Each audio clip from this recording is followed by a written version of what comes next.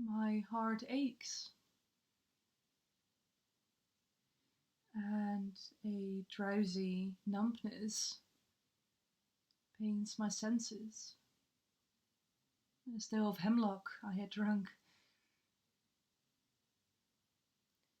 or emptied some dull opiate to the drains.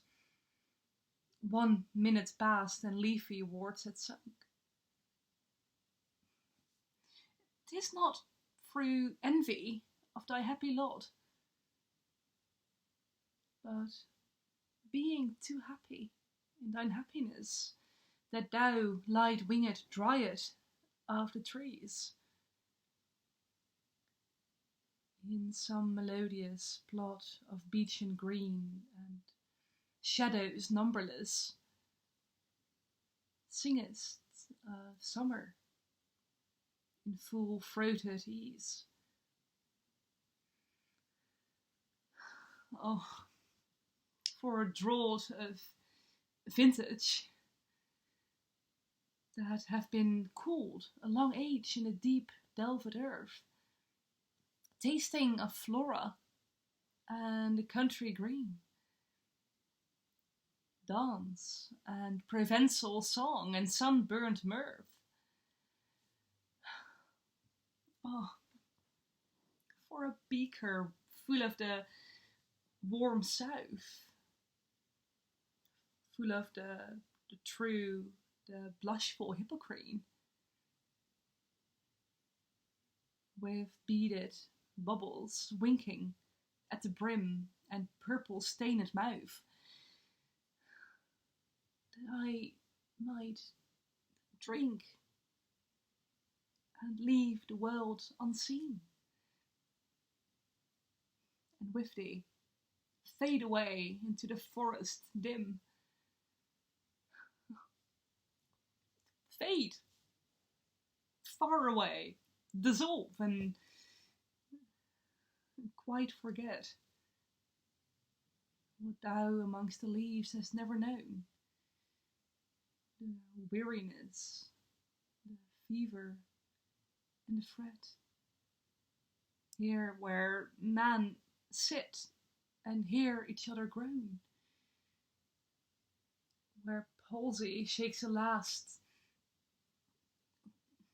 few grey hairs, where youth grows pale and spectre-thin and dies, where but to think is to be full of sorrow,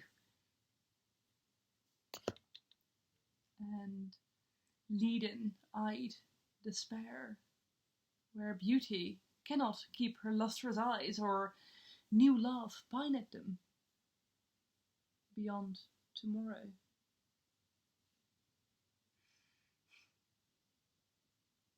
Away, away, for I will fly to thee, not charioted by Bacchus and his parts, but on the viewless wings of poesy. Though the dull brain perplexes and retards already with thee. Tender is the night, and haply the queen moon is on her throne, clustered around by all her starry face, but here there is no light, save what from heaven is with the breezes blown through verdurous glooms and winding, mossy ways. I cannot see what flowers are at my feet, nor what soft incense hangs about the boughs, but in embalmed darkness guess each sweet wherewith the seasonable month endows.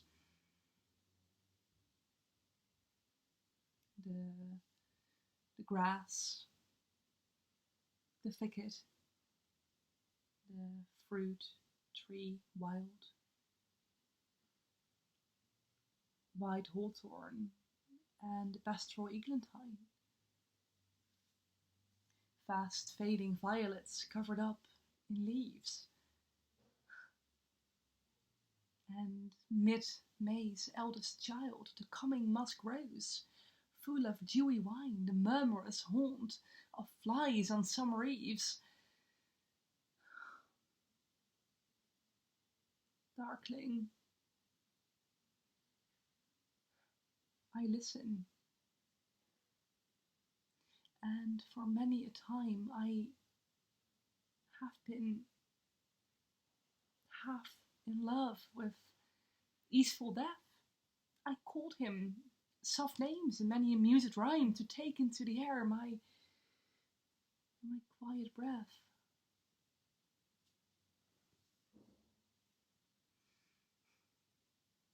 Now more than ever seems it the rich to die, to seize upon a midnight with no pain.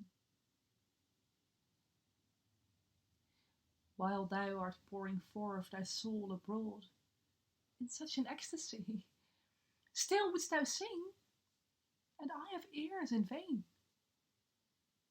To thy high requiem become a sod.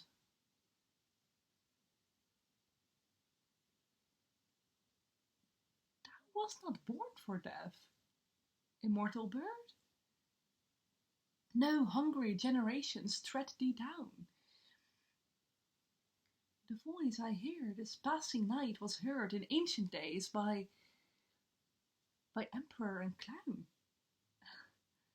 And perhaps the self same song that found a path through the sad heart of Ruth, when sick for home she stood in tears amidst the alien corn. And the same that oft times have charmed magic casements opening on the foam of perilous seas in fairy lands forlorn.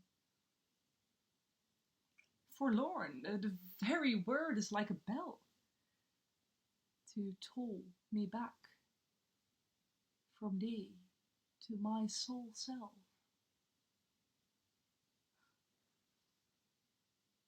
Adieu. The fancy cannot cheat so well as she is famed to do, deceiving elf. Adieu. Adieu. Thy plaintive anthem fades past the near meadows, over the stale stream, up the hillside. And now it's buried deep in the next valley glades.